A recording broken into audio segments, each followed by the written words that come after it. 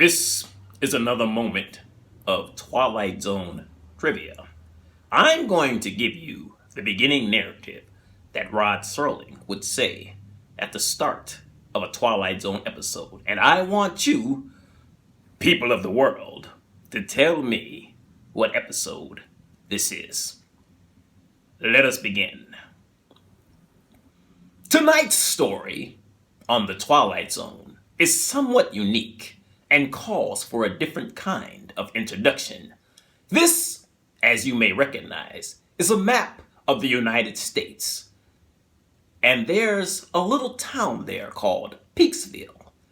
On a given morning, not too long ago, the rest of the world disappeared and Peaksville was left all alone. Its inhabitants were never sure whether the world was destroyed and only Peaksville left untouched, or whether the village had been somehow taken away. They were, on the other hand, sure of one thing: the cause. A monster had arrived in the village. Just by using his mind, he took away the automobiles, the electricity, the machines, because they displeased him. And he moved an entire community back into the Dark Ages just by using his mind. Now I'd like to introduce you to some of the people in Peaksville, Ohio. This is Mr. Fremont.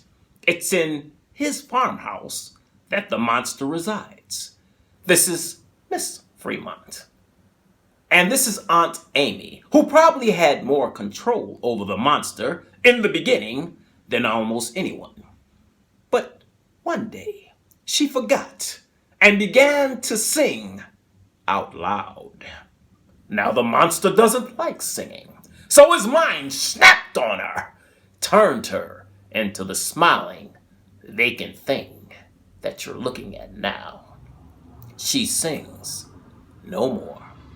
And you'll note that the people in Peaksville, Ohio, have to smile. They have to think happy thoughts and say happy things, because once displeased, the monster can wish them into the cornfield or change them into a grotesque walking horror. This particular monster can read minds, you see.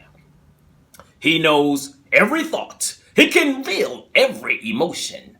Oh yes, I did forget something, didn't I? I forgot to introduce you to the monster. This is little Anthony Fremont. He is 6 years old, with a cute little boy face and blue, guileless eyes. But when those eyes look at you, you'd better start thinking happy thoughts, because the mind behind them is absolutely in charge. This is the Twilight Zone.